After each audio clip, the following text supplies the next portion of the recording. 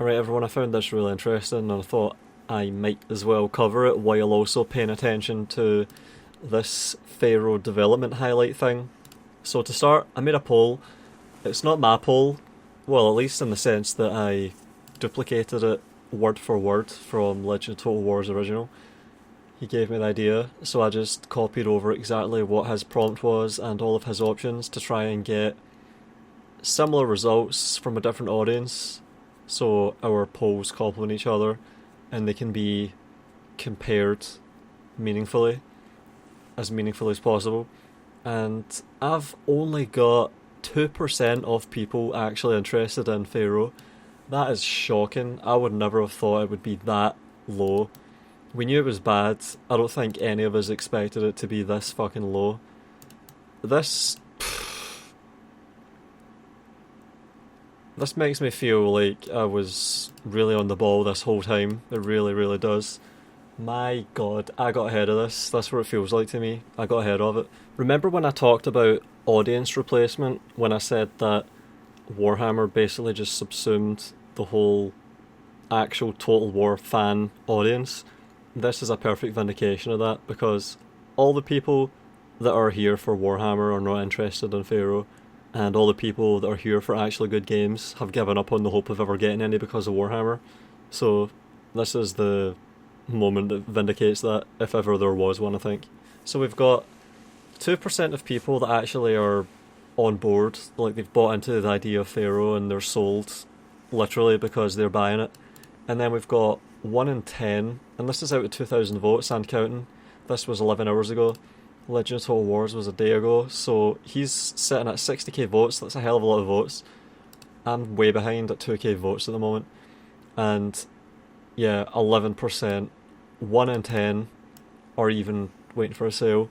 The number of people that are waiting for a sale massively outnumbers the people that are going to buy it at the current price, and that's in the context of Troy having been free and Warhammer 3 having been a complete rip-off that just pissed everyone off. But yeah, 86%, I'm not ever going to purchase Pharaoh.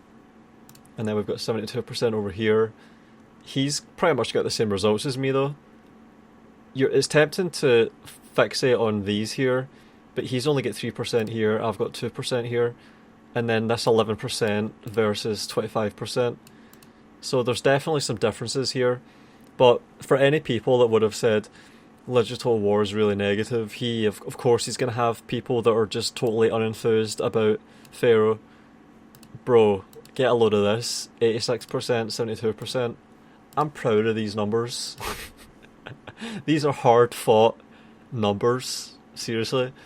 And then there's other people that have joined in with doing these polls, and I'm glad they're doing this. So we've got me, Legend of Total War, Cody Bonds, Andy's piss take, and then the Terminator. So that's 1, 2, 3, 4, 5 polls that are more or less the same, doing the same thing, asking people within the past day, are you gonna buy Pharaoh? And the results are just shit across the board for Creative Assembly. Like, these are, oh, this is so bad. Let's try and compare them using this metric of 2%. 1% plus 1%, 2%, 3% for Legend of Total War, 4% for Cody Bonds. This is really surprising, this is really bad. And then it says down here, yeah, turns out you guys really don't like Pharaoh. Full disclosure, I saw a similar poll on Legend of Total War channel and thought there's no way those numbers are accurate. I've said nothing but positive things about Pharaoh, so let's see how that poll does on my channel. So by saying nothing but positive things, 4% are sold. That is shocking. My god. Imagine you're this guy and you've joined in with all the marketing, done what CA's wanted for months, I presume, for the latest game. The first properly historical Total War game in like, what, 7 years, 8 years? They finally got generals with bodyguards again. So a lot of people are surely going to be excited about this, finally something that isn't Warhammer, and only 4% of your audience are even going to buy it. That is just...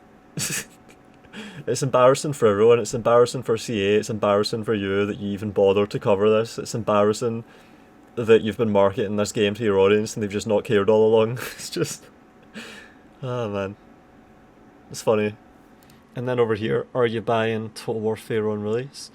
Yes, 3%. 3%? So that puts him between Legend of Total War and Cody Bonds here. Holy shit. And then we've got the Terminator, 4%. Very excited. How the fuck? So we've got anywhere from 2% to 4%. And there probably are other polls that have been done on this out there, and I would like to include those. I'm just not aware of them. But so far it seems like the range of interest for Pharaoh from YouTubers polling their audiences is anywhere from 2% to 4%. Holy shit! Man, see if we had these tools available back in 2013 and Rome 2 was about to come out. I guarantee it would have been like 90% every time. Every YouTuber that covers Total War, which describes all of us, every one of us would have had 90% for Rome 2. Look at how far we've fallen. What the hell has happened? What alternate timeline are we living in here? This is so absurd. How the fuck?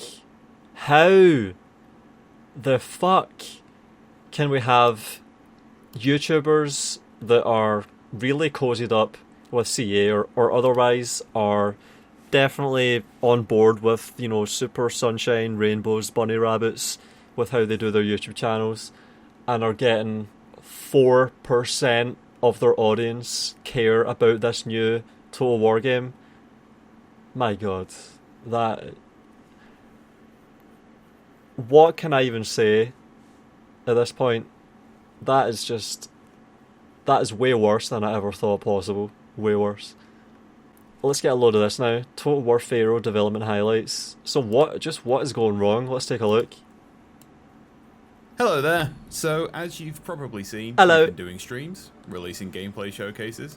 And look at this. More dislikes than likes. And this is a development highlight video where they show how they're paying attention to what people want, which it seems like to an extent they are trying to do. And it's got more dislikes than likes. And of course, once again, this is in the context of this game being perceived as an overpriced ripoff, because this is just Troy, basically, again, done again, Troy 2, and priced up like fuck as a full game after they take away the whole Saga branding failure that they're probably just going to abandon from now on.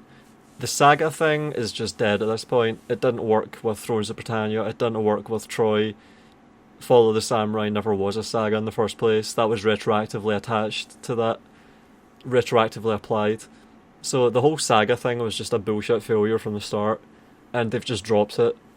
We're just getting another Bronze Age game. Modelled on Troy. Called Pharaoh. Sold as a full price Total War game. Hearing dev diaries and delving into the factions you'll be commanding in Total War Pharaoh. One thing all these videos have in common is, well, this little message here. Development in progress. And hey, development has certainly been in progress.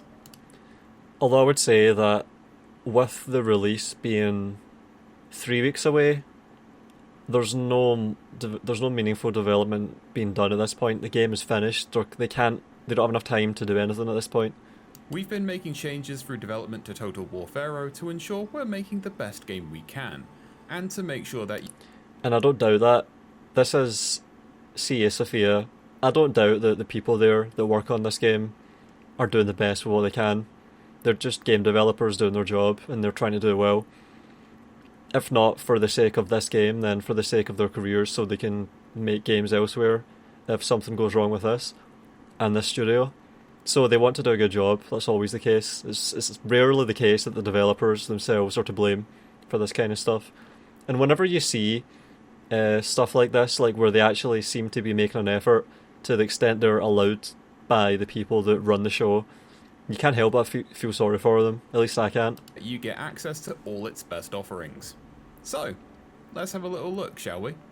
So let's start with the one we've been teasing since the start of this video. Certain units in Total War Pharaoh will now harbour standard bearers, but we've added more than just decorative standards. Switching the UI on, you can now see units you send into the field also have banners attached to them. This can make selecting units easier. And I have to draw attention to the elephant in the room, which is the fact that we had this in 2004, didn't we, with Rome Total War? I don't think Medieval 1 had banners that worked properly yet. But, well, just see these banners, the banners that show up above each unit. This has been in Total War since the start, since the last century, 1999, 2000. Medieval 1 was largely the same as Shogun 1, but then with Rome Total War you had, I think, fully functional banners, and then with games like Shogun 2 it was really stylish and the banners got frayed, and I think that was when it peaked. Like, it was just so perfect and readable in Shogun 2. So the fact that they're now here marketing, like they're opening the video with this is how they are leading. This is the line 1 item, the most important thing that they're leading with. Surely this is what you would do. You would lead with the most important thing, the most impressive thing. And it's fucking banners that we've had since 2004 being reintroduced again. It's like the weather all over again. It's like the siege rework all over again. We're reintroducing something that we already had decades ago. Decades ago. And we're expecting people to be, I don't know, happy, elated, sold on the game. I just don't get it. Like, what kind of a reaction is anticipated here when they do this stuff? It's good that they've done this. It's good, right? But ideally this would have just been done quietly. The game would have been brought back up to scratch and then have it quietly be a part of the games going forward. So like they've reinstated this feature into their games going forward and they're just doing it quietly and getting on with business. And then they start showing us the actually interesting stuff. But no, this is what they're leading with. This is their opening thing. You now see units you send into the field also have banners attached to them. This can make selecting units easier and also helps out with the tracking of the status of units. With banners, you'll know how they're faring on the field, as they start fraying when they take damage in conflict, letting you know how your units are doing at a quick glance. Although I would say that fraying from the bottom, it might not work as well as it should. Didn't Shogun 2 banners just get frayed from the top and the sides, and you could see it across the entire height of the banner? It doesn't look like that's happening here. We've also added alternative unit cards. I'm just saying, like, even without doing side-by-side comparisons and being really rigorous about how I'm scrutinising this, I still think this is going to turn out to just be vastly inferior to what we had decades ago, potentially. I just have a suspicion, because that's what happened with the Siege rework for Warhammer 3, so it's probably going to be the same again. Doing at a quick glance. We've also added alternative unit cards. While we still have the 3D rendered unit cards but have received a bit more work, you also have the choice of switching it entirely to 2D unit cards, stylized as Egyptian art. Isn't this just something they should have had the whole time? Every unit across Egypt, Canaan, as well, and the Hittites are illustrated, and you'll be free to choose between 3D renders and 2D art at your pleasure. Look, see this here right now, what is on screen here? Isn't this just what you would have expected? Just in your mind's eye? Like, imagine back in the aftermath of Shogun 2 with its own stylized unit cards that were just perfect and fitted the game so well. Imagine you were to be told back then, as you're playing Shogun 2, one day there's going to be a Bronze Age Egypt Total War game. Imagine what unit cards it's going to have. This is exactly what you would have imagined. This is it. This is what I thought. Like, the art style. This is the chance that they have to make the units feel more meaningful. This is the chance to give the units personality and make them memorable and have the player impose their own idea on what their personality is and how they function. Before they even start using them in their first battle, you're just looking at the unit cards and you already have an idea of what they're for. Everyone knows what the Katana Samurai unit card in Shogun 2 means is going to happen when they're deployed on the field. Everyone knew immediately what it meant. This is the kind of thing they should have had the whole time. I don't know about the pose though. Like, the pose is just the same from each one. Like, they could have... This is like a copy-paste of that one, even though these are different units. But this kind of a style is what they should have had the whole time. It looks a hell of a lot better than that Rome 2 pottery bullshit did. And this is probably more along the lines of what Shogun 2 had. So they're on the right track with this. This is obviously an improvement over this shit. Let's find it. This here, like, what the fuck is this? This is so... Oh, this is so bland. I hate this. Like, see these unit cards here? This just does my head in. I look at this and I fall asleep. Like, holy shit. This is getting better. This is an improvement. This is surely an improvement. Man. For one thing, you can see the weapon. Like, see here? It's just... You can't see shit. Surely the weapon should be a focus. Like, in Rome 1, the Hastati symbol. The Hastati unit card was really clear.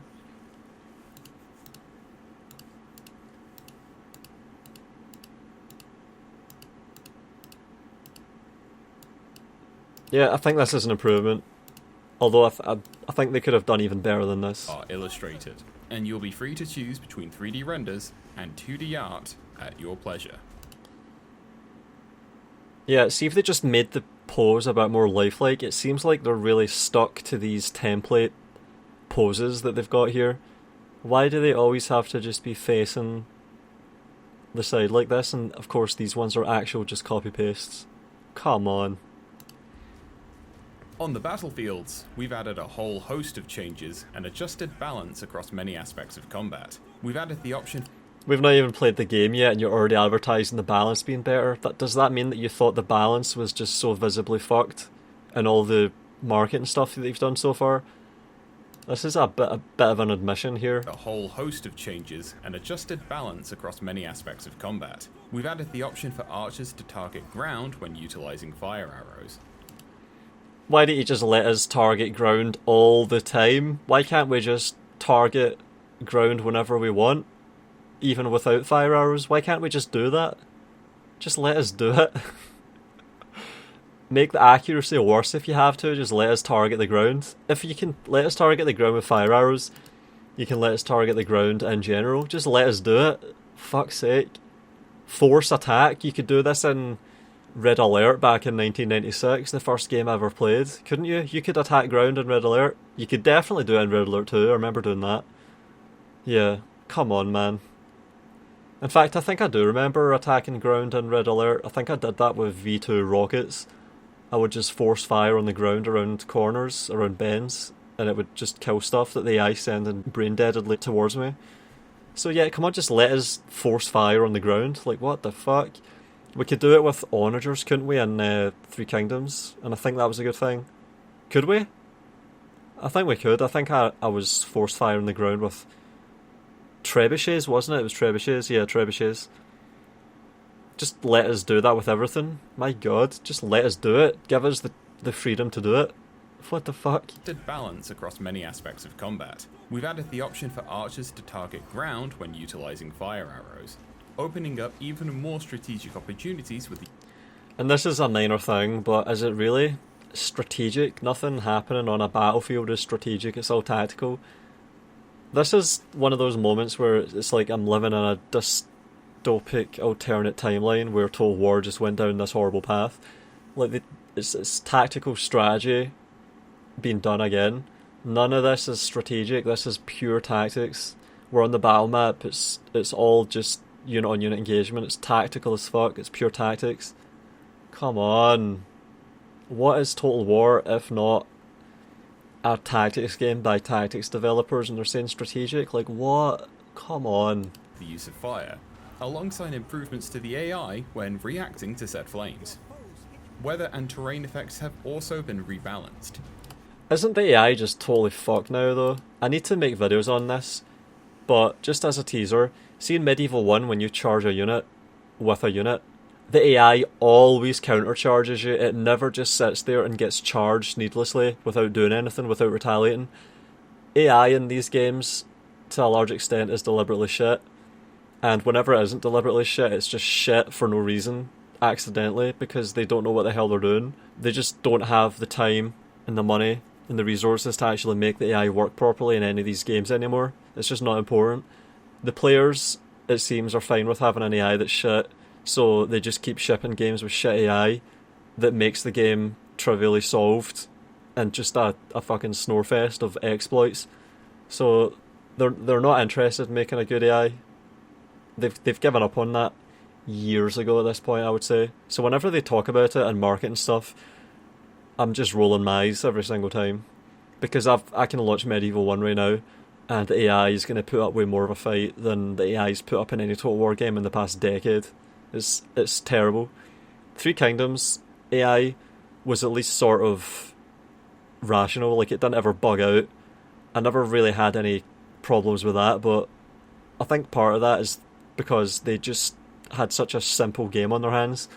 I think part of why the AI's been so bad in these games is that they've introduced single entities. So if this game doesn't have any single entities, and it looks like it won't, then the AI might actually just work a lot better, but still, knowing what I know about how Medieval 1 works, for example, it's just hard to take that stuff seriously, because I guarantee the AI will never instinctively countercharge you when you flank it.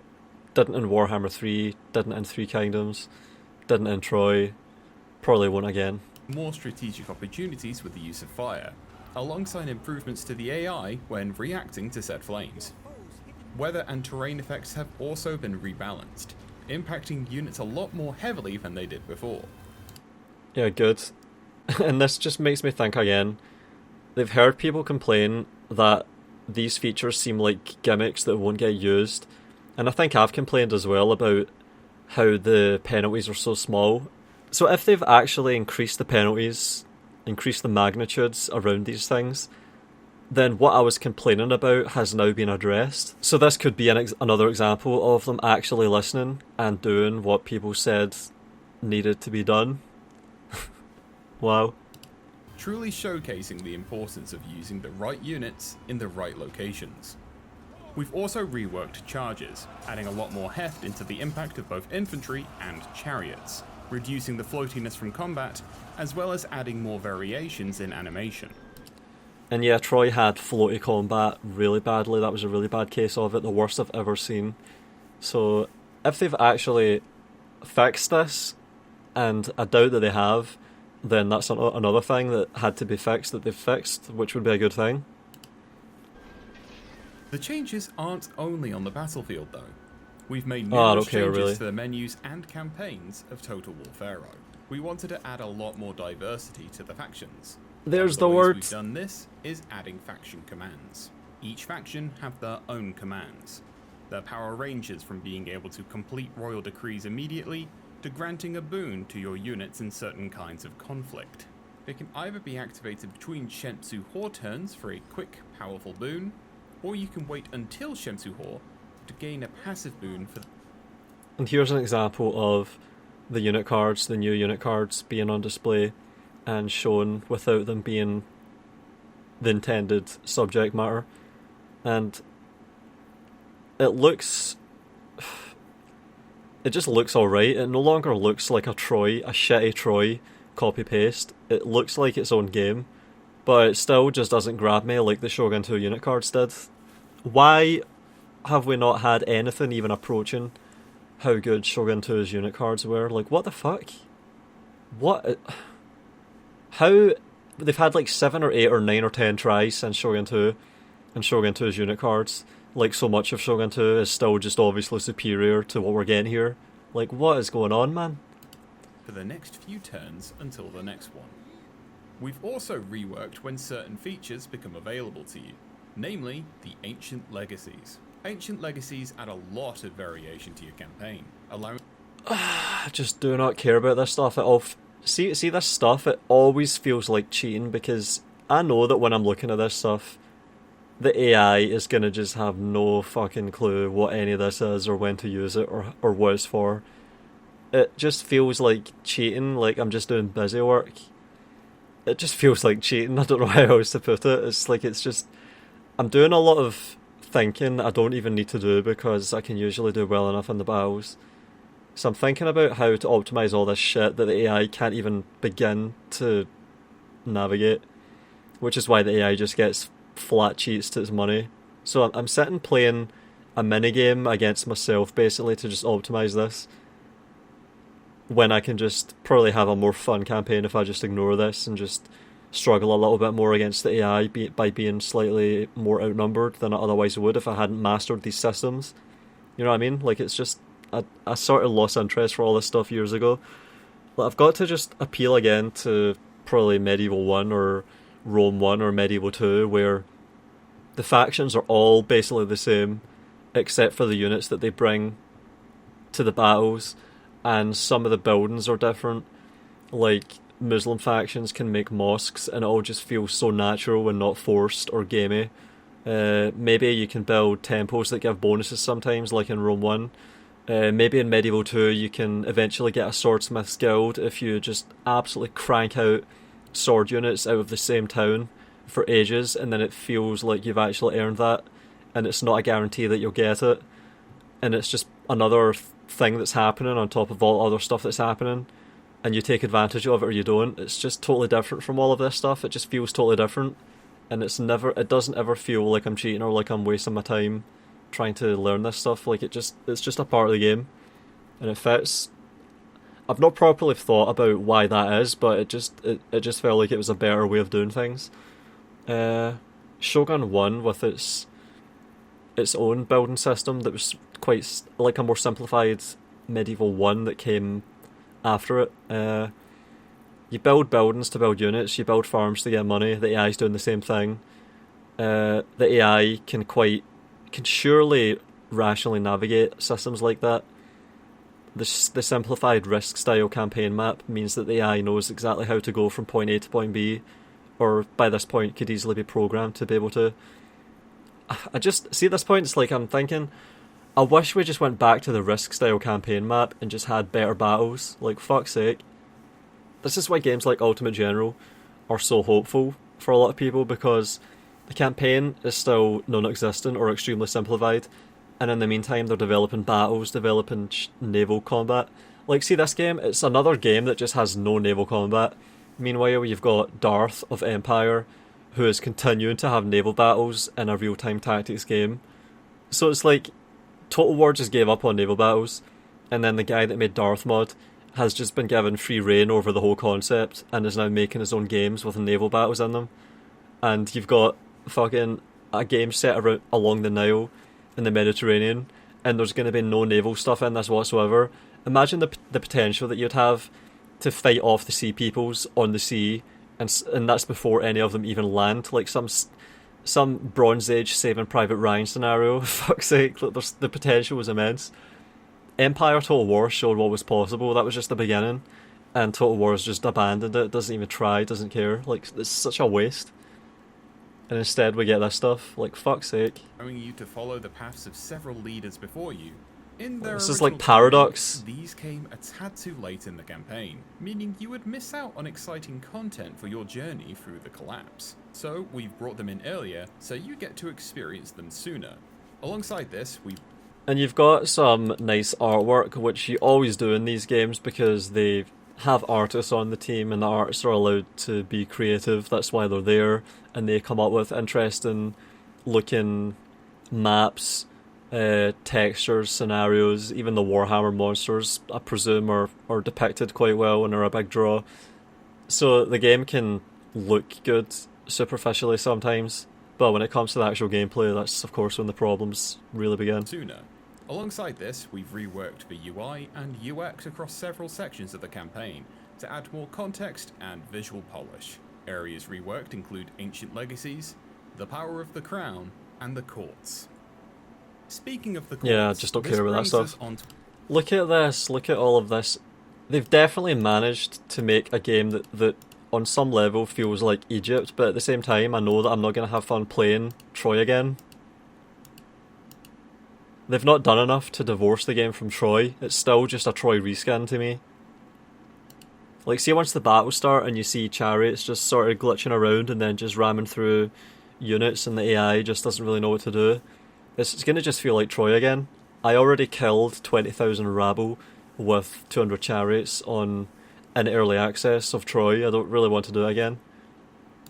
Speaking of the courts, this brings us on to the last subject we wanted to bring up, and that's the subject of Canaanites choosing a royal tradition. The Canaanite factions haven't had easy access into either Hittite or Egyptian courts, and while Irsu might be fine with that, he'd rather treat them as sizable bonfires, and that's another thing, the fixation on characters that Warhammer started doing, it just doesn't grab me. Like, the idea of Medieval 1 having longbows and billmen and chivalric knights working together, combining tactically, having pikemen holding the front line, having billmen on their flanks responding to cavalry, having longbows firing over everything, taking out the most important units, trying to maintain cohesion while still pushing them back far enough from a longbows to fire. Like, all this, let's just find that. Alright, so here we go. I've got longbows, 5 units, I've got Pavis crossbows, I've got Pavis arbalisters, I've got chivalric sergeants, I've got billmen. I'm arranging them all on the hill. This is something I did a few weeks ago. I could go back to this campaign and have so much fun doing this, and this is just so much more interesting to me than some guy screaming. Like, how is the AI going to approach me? What units is it going to flank with? How well are my chivalric knights going to do in this fight, head on, against whatever they send into me? How well are my Pavis arbalisters going to fire over the heads of my men? Have I done well enough to get nice firing opportunities? Have I angled my units well enough that they can fire? Did I just friendly fire my own units as well? That's something I wonder about too. It's just so much more interesting. I think this is just more fun to me than Pharaoh's going to be, and this is a 21-year-old game. Let's fast forward. Look at this. Holy shit. And now they're just enveloping my position. Yeah, I would rather play this than Pharaoh, which explains why it's only 2%. Holy shit. On my poll, only 4% on other people's polls. Look at those arrows, it's just satisfying to look at in a way that arrows haven't been in Total War for like... since wait a minute. Ever? These are the best arrows Total War's ever had. When have arrows been better than this? Maybe Rome Total War from 2004, the game right after this. Even Medieval 2's arrows were sort of flimsy a lot of the time. Shogun 2's definitely not, they were already fucked by that point.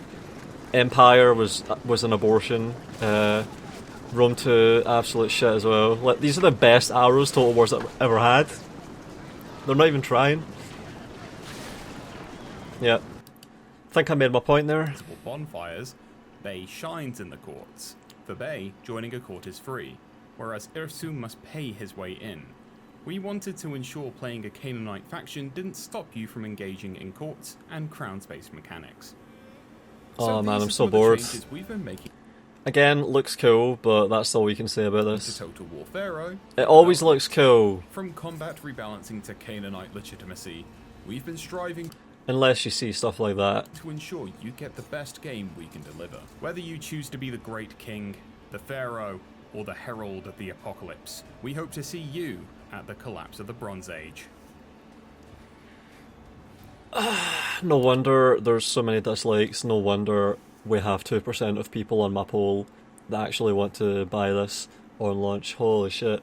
They had nothing to show here. They led with the banners because the banners were the most impressive thing. Let's find the comments. So, top comment, I feel bad that the Sophia team is actually going out their way to do things right. Yep. But due to corporate CA making some incredibly bad moves there, it's likely there's nothing they can do. Which seems to sum this up. They've basically just been given the Warhammer game engine or template, which is itself derived from Attila's codebase, so I've heard. So they're being given a reskin of a reskin, as someone put it on my community post last night. Troy is a reskin of Warhammer, and Pharaoh was a reskin of Troy. Troy Hammer 2 comes out in 3 weeks, and that's the best they can do. They can't make a game from scratch over there in Sofia. They can't do it. They don't have enough time, they don't have enough resources, enough money. So all they can do is this, and this is probably a hell of an achievement. They've probably stretched what little they had really well, and this is it. So you got to feel for them on some level. They're probably competent. And then there's this as well. Total War has never been healthier. Pre-order now and take part in the early access weekend. 24,500 impressions for 1 like, and this is an ad. And by the way, I saw some random YouTuber that was trying to use these Twitter ads, and he had 40,000 impressions and something like 10 likes. So the conversion rate is so low. Holy shit. And yeah, I just want to say again, like, see this 2%? I'm proud of this 2%. This is what YouTubers covering Total War in 2023 should really be actually thinking about. How well are you actually informing your audience? You're here presumably because you like the games. Hopefully you're good at the games. Hopefully you understand the games. Hopefully you're advocating for good games. Hopefully you're able to spot shit games before they arrive, because it's so easy to do. So how well are you informing your audience of the nature of these games? I'm able to do it this well and have my number down to 2%. We have Legend of Total War there with 3%, and then we have 3%, 4%, 4%, and there's probably even higher than 4% out there. So I consider this to be like a league table pretty much. Like how low can people get this number? This is something to strive for. Not views, not subscribers. Fucking how well are you serving your audience in ways that matters? Surely that's what this should be all about. See, if you want a new Total War game, just buy Medieval 1 or get Medieval 1. I've seen people telling me, I liked what I saw with your coverage of Medieval 1 in this one video, and so I bought the game and I like it. And I never knew Medieval 1 was so good in 2002 for its time.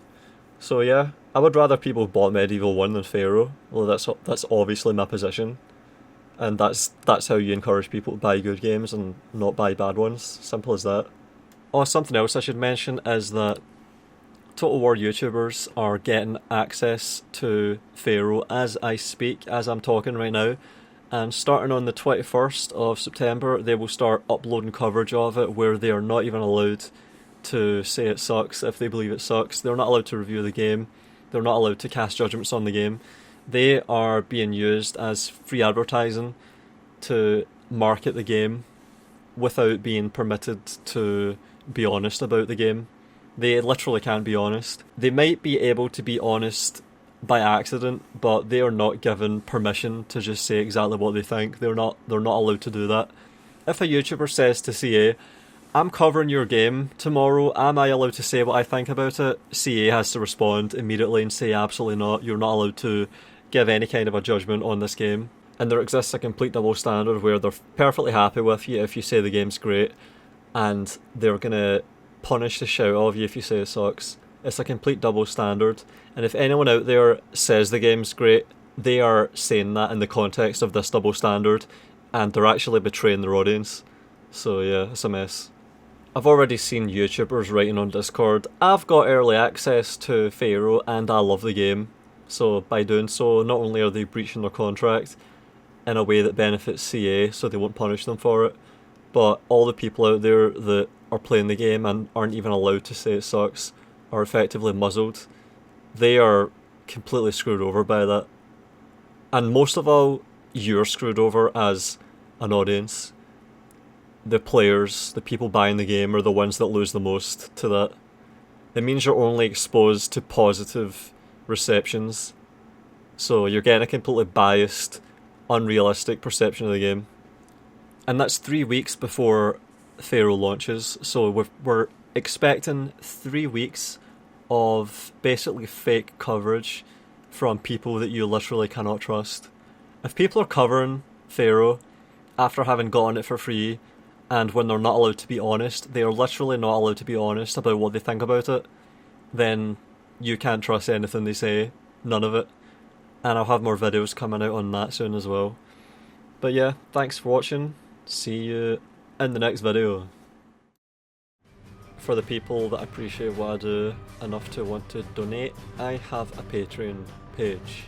I do my best to reward perks, which includes monthly updates on what I'm doing and thinking. Special thanks to Matteo Olivetti, SJ Mage, Bador Nasser and Nerdington Paints.